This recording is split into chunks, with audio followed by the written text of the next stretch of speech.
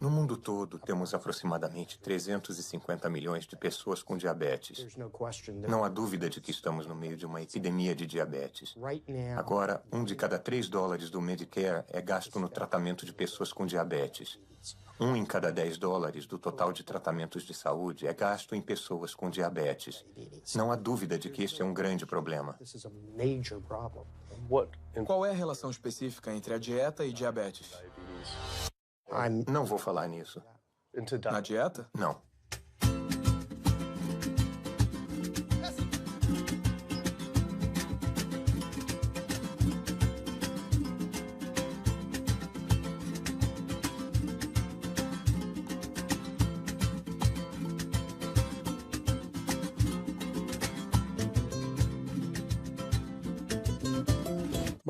Meu nome é Kip. Sou um cineasta de São Francisco e tenho uma confissão a fazer.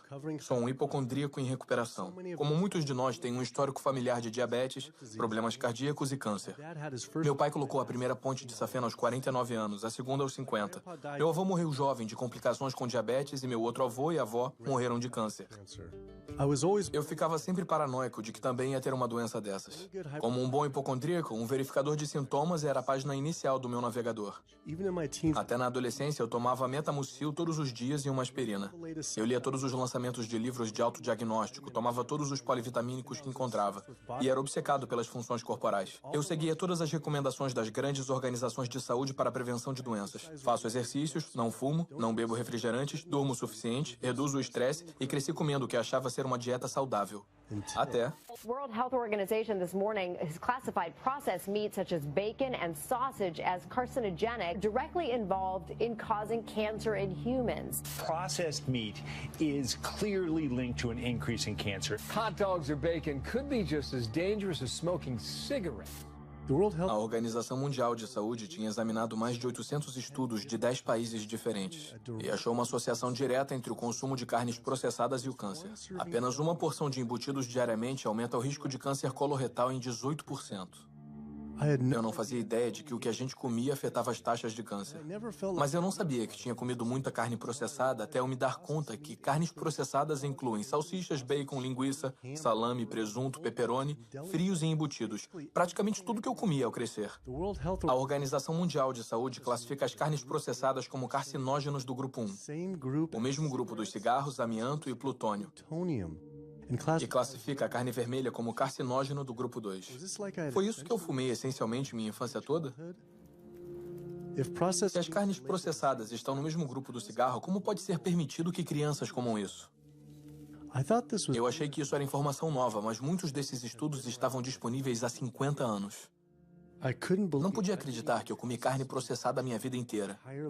E só estava descobrindo agora como eram perigosas.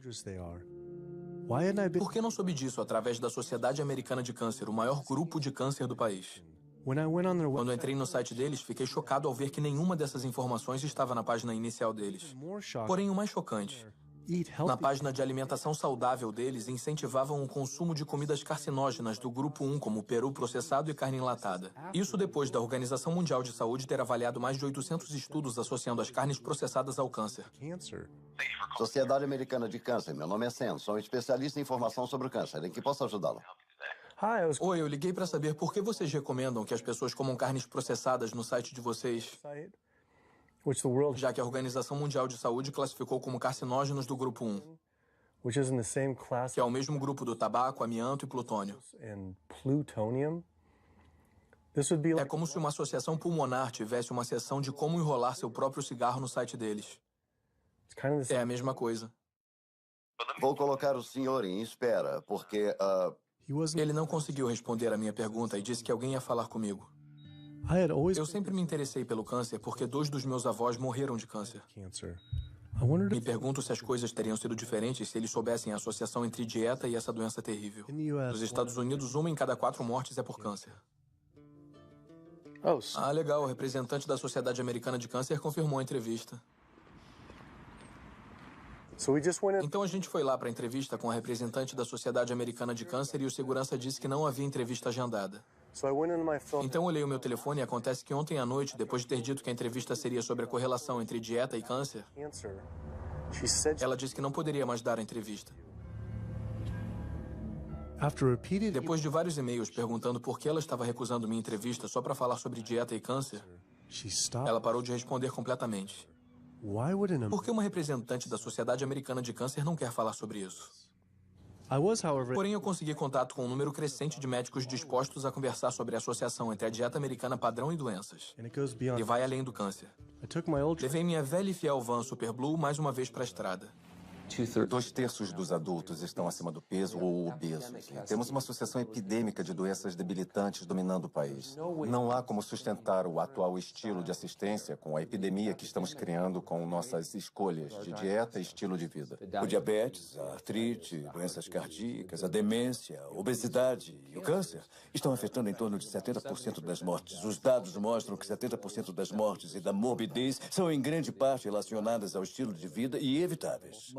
A maioria das crianças de 10 anos na América já tem traços de gordura em suas artérias. O primeiro estágio de arteriosclerose que leva aos ataques cardíacos, derrames. Aqui na medicina americana, nós operamos no modelo da doença. Nosso negócio é tratar das pessoas doentes. Não estamos no negócio de tentar prevenir que as pessoas fiquem doentes. Quando você olha para o risco de doenças crônicas, todas as coisas com que a gente se preocupa, na verdade, as escolhas da dieta superam o fumo quando se trata desses riscos. Se eu pudesse mandar uma mensagem aos pesquisadores que procuram as causas do diabetes e a causa das artérias entupidas e a causa da pressão alta e a causa da obesidade, eu diria que a resposta está em 3 palavras. É a comida. É o que os americanos estão comendo. Hoje, 2/3 dos americanos estão acima do peso. Há um problema alimentar claro. Nos próximos 25 anos, 1 em cada 3 americanos vai ter diabetes. Meu nome é Michael Abdallah, sou de Atlanta, Georgia. E, infelizmente, eu fui diagnosticado há uns 10 anos com diabetes. E há 8 anos, eu coloquei 2 stents. Eu não sei para onde ir, eu não sei o que fazer. Você fica sem opções e não sabe o que fazer. Toma remédios, ouve um médico e o cardiologista diz, toma isso. E depois o endócrino diz, toma aquilo. Depois o seu clínico geral diz, você não sabe mais o que está acontecendo. E é uma coisa muito desafiadora. É uma coisa que você não quer ter. Simplesmente não quer ter. O governo e a mídia culpam quase que exclusivamente a falta de exercícios e os alimentos açucarados como causa do diabetes.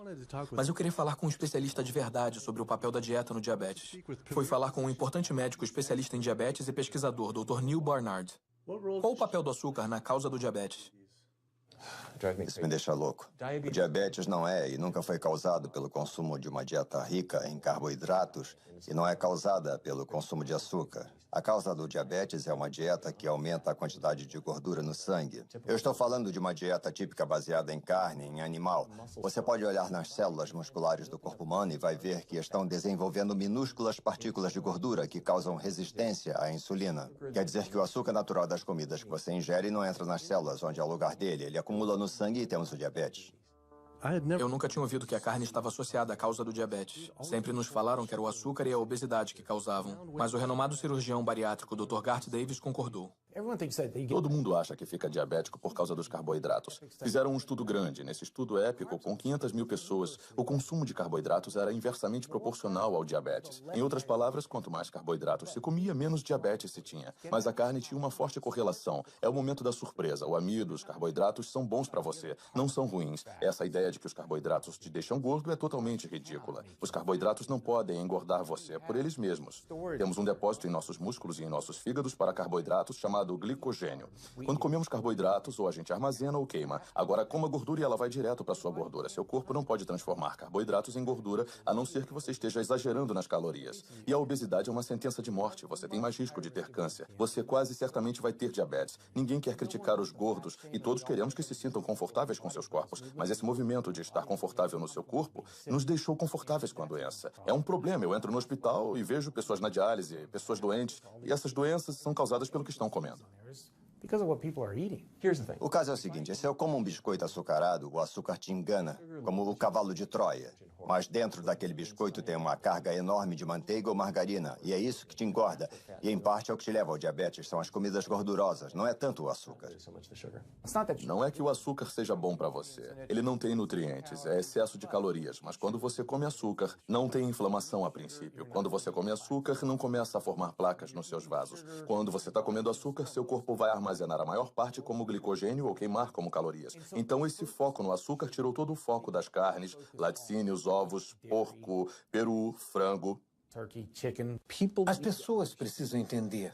Se o seu filho tiver diabetes, ele perde 19 anos da expectativa de vida. Estamos falando de vida e morte. Eu percebi que havia muita coisa sobre dieta e doenças que eu não sabia. Sentia como se essa informação tivesse sido praticamente omitida. Carnes processadas causam câncer. O açúcar não causa diabetes. Eu tinha dúvidas a respeito das alegações feitas por esses médicos, então eu mesmo fiz minhas pesquisas. Pesquisadores de Harvard examinaram 9 estudos de longo prazo e descobriram que apenas uma porção de carne processada por dia aumentava o risco de desenvolver o diabetes em 51%. A associação entre comer carne e o desenvolvimento de diabetes era inegável. Mas quando entrei no site de uma das principais organizações de diabetes, a Sociedade Americana de Diabetes, eles não só não tinham essa informação em primeiro plano, como ofereciam receitas com carne vermelha e processada. E nas suas receitas para uma vida saudável, eles tinham camarão com bacon. Como assim? Mandei um e-mail para a Sociedade Americana de Diabetes. Vamos ver se respondem. Mesmo sendo destrutivo, o diabetes não é nada comparado às doenças cardíacas. Mais de 17 milhões de pessoas morrem todo ano de doença cardiovascular. É a principal causa de morte no mundo todo. Quase 1 de cada 3 pessoas vai morrer dessa doença. A quantidade de pessoas que morrem de doença cardiovascular é o equivalente a 4 aviões jumbo caindo a cada hora. Todos os dias. Todos os anos. Eu sou Amy Resnick e sou de Swampscott, Massachusetts, um pouco ao norte de Boston. E eu fui recentemente à médica por causa da asma, porque eu estava com dificuldade para respirar. E ela fez exames de sangue e um dos exames era o da proteína C reativa. E tinha uma escala de 1 a 3. 1 era risco baixo de evento cardíaco, 3 alto risco de evento cardíaco. E meu resultado foi 10,82. O que quer dizer? Quer dizer que eu estou no caminho de um ataque cardíaco. E ela disse que talvez nos próximos 30 dias. 30 dias? 30 dias se eu continuasse do jeito que eu estava. Eu tomo isso para minha arritmia cardíaca, tomo isso para dor, oxicodona para dor, lorazepam para estresse, ciclobenzaprina é relaxante muscular, também tomo Topamax e Prozac, e também uso uma máquina CPAP para me ajudar a respirar. E minha asma estava tão ruim no ano passado que eu usei durante o dia também para tomar um pouco de ar. Fico cansada quando eu acordo durante o dia. Eu tiro um cochilo, continuo cansada, não consigo respirar. E eu sei que eu preciso fazer uma mudança pela minha saúde.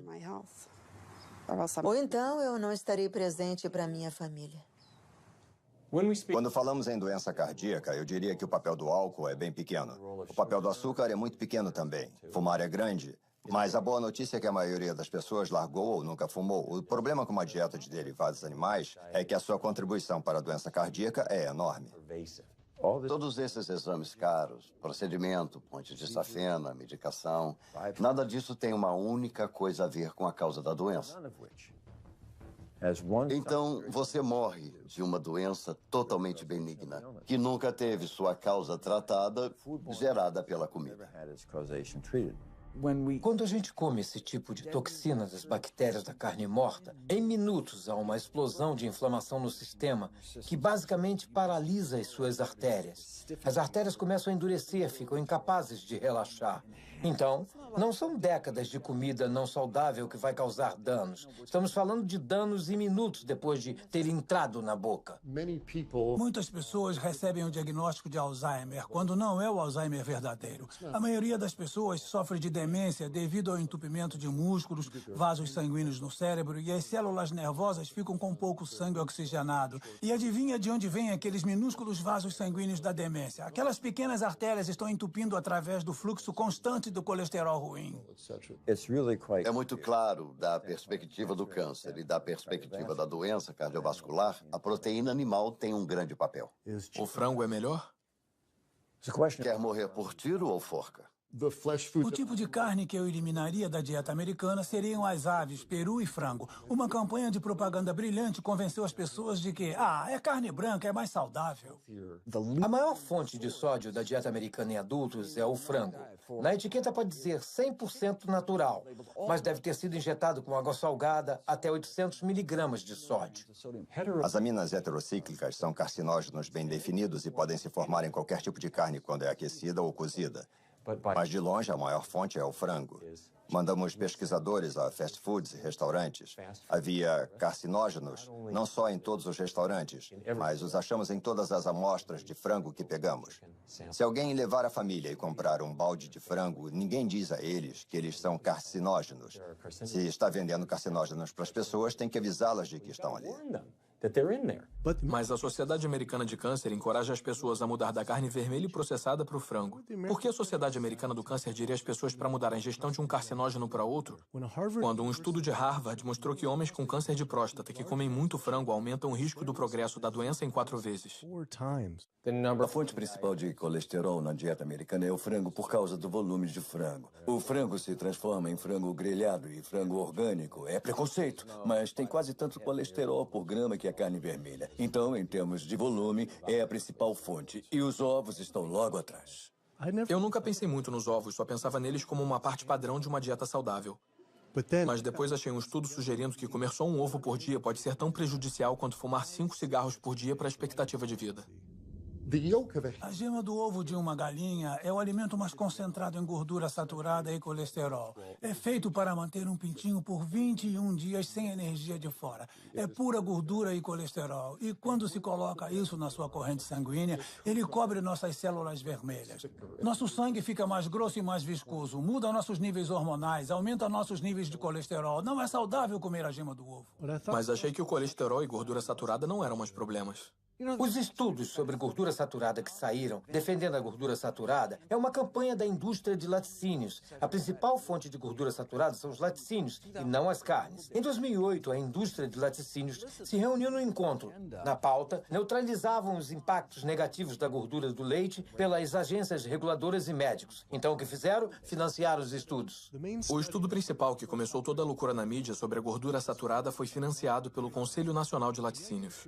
A indústria do ovo também financia estudos que confundem o consumidor, fazendo alegações que os ovos não afetam negativamente a função cardíaca. Mas só em comparação a comer um McMuffin de linguiça no McDonald's? Então eles estão dizendo que comer ovos é tão ruim quanto comer um McMuffin.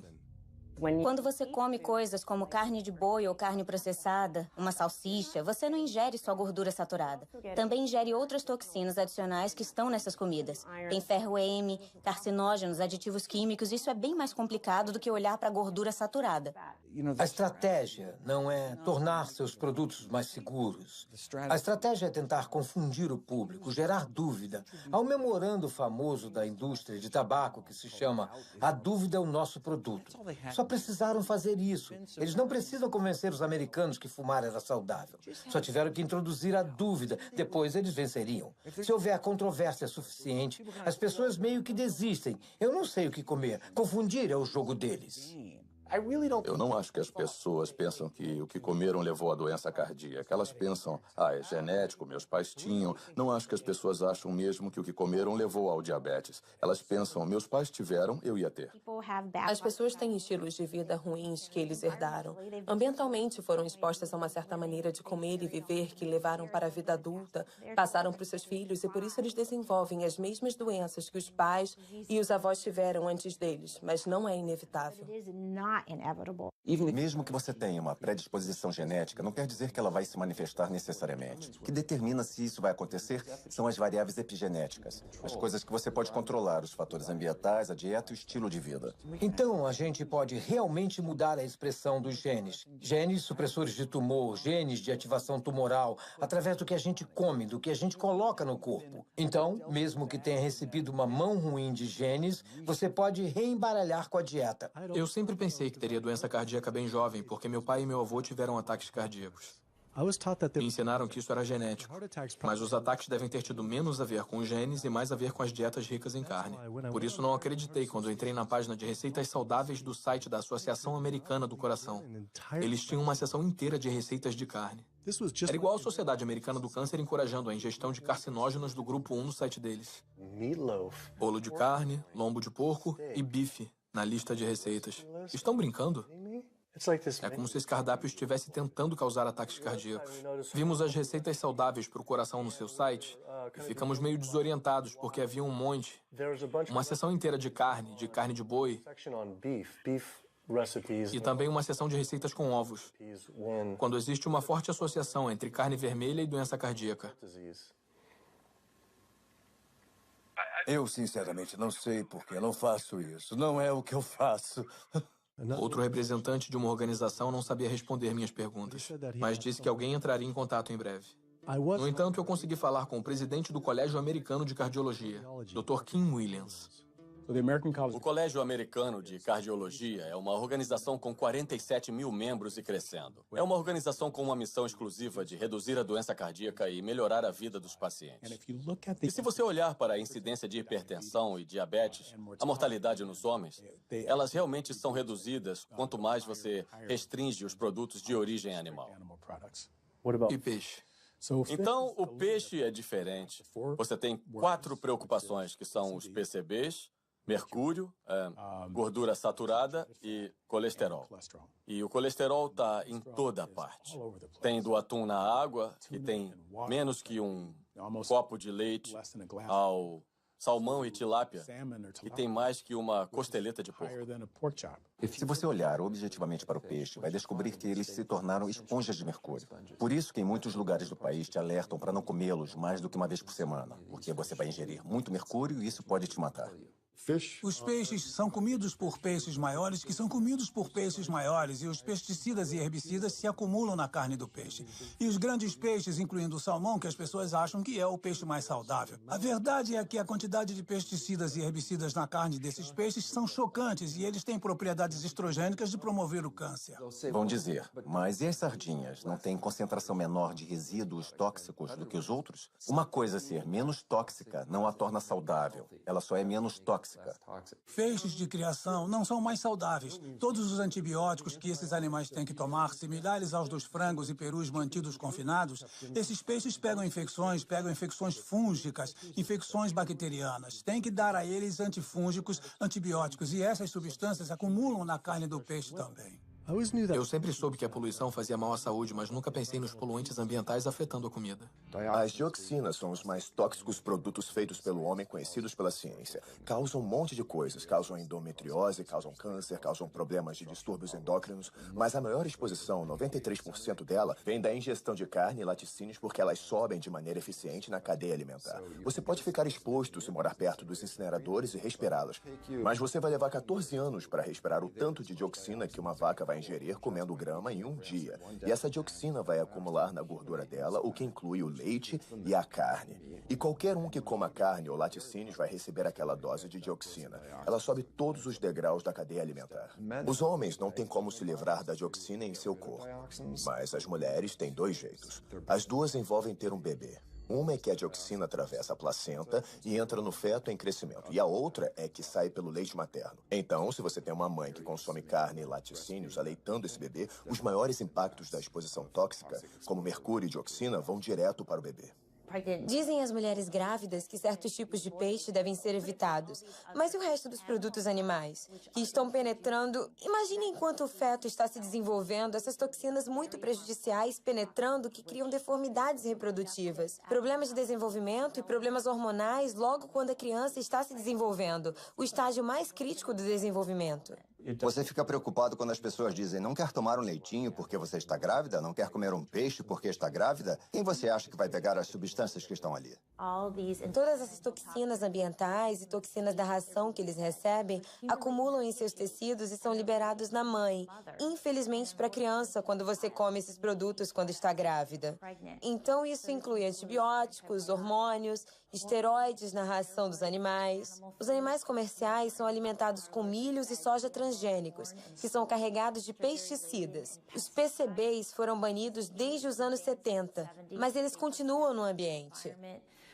Dioxinas, todos esses compostos podem criar danos hormonais, reprodutivos e do desenvolvimento também.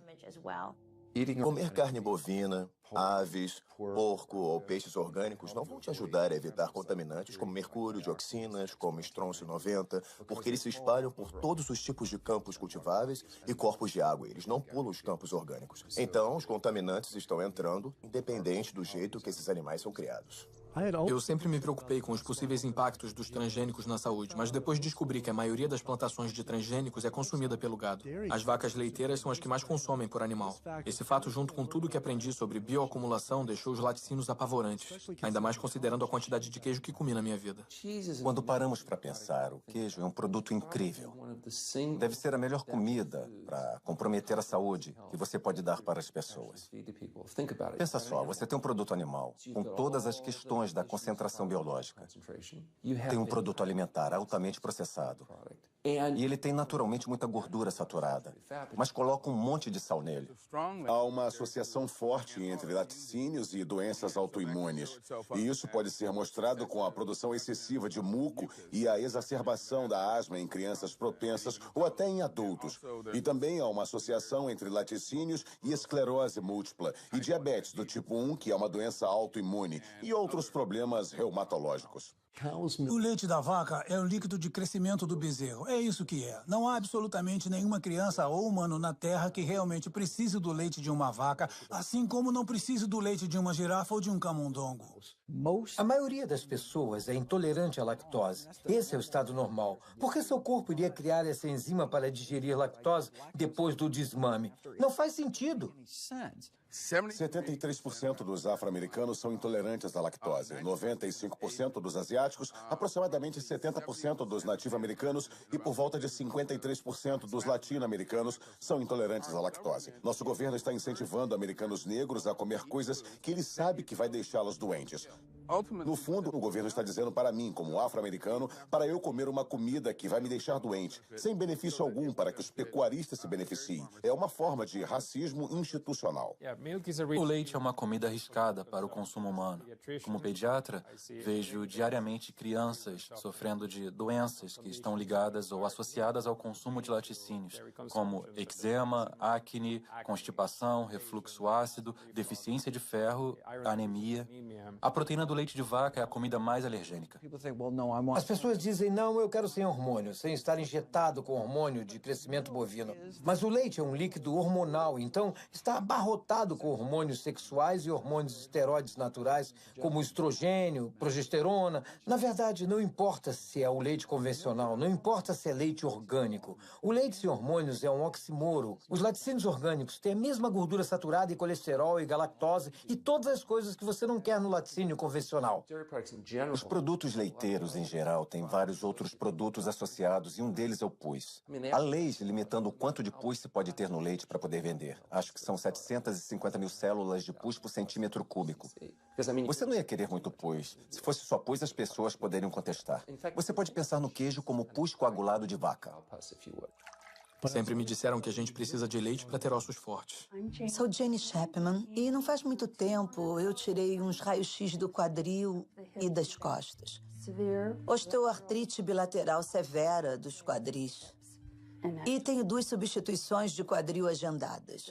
É osso sobre osso. São articulações rangendo. A minha estabilidade é assustadora. Eu me seguro nas paredes se eu estou em casa. Me disseram para usar um andador. Eu só tenho 71 anos. Não é assim que se deve viver nessa idade. É muito difícil para mim acreditar que só sobrou isso. Pesquisadores estudaram o desenvolvimento ósseo em crianças e se elas têm fraturas por estresse e esse tipo de coisa. E as crianças que bebem mais leite têm proteção zero. O leite não deixa os ossos fortes. Pesquisadores de Harvard observaram um grande grupo de mulheres mais velhas. Por um período de 18 anos, quem bebia leite tinha proteção zero para fraturas. Então, essa noção antiga de que o leite vai deixar seus ossos fortes ou proteger seus ossos mais tarde na vida é um mito. As pessoas que bebem leite têm taxas mais altas de fratura no quadril, têm mais câncer e vivem menos. Acontece que os países com maior consumo de laticínios também têm as maiores taxas de osteoporose. Então, claramente, beber mais leite não protege seus ossos. Pesquisando mais, descobri que os laticínios estavam associados a vários tipos diferentes de câncer também. Como muitos de nós, achava que câncer tinha a ver com genes, mas só de 5 a 10% tem a ver com genética. Todo câncer é causado por mutação no DNA, mas não é o bastante. Isso pode causar a primeira célula cancerígena. Mas uma célula ou 2 células não matam ninguém. Mas 1 bilhão de células pode ser um problema. Então a gente tem que reduzir os fatores de crescimento no nosso corpo, como o IGF, um fator de crescimento semelhante à insulina. É o hormônio de crescimento oncopromotor envolvido em todos os estágios da célula cancerosa. Qualquer proteína animal aumenta os níveis de IGF.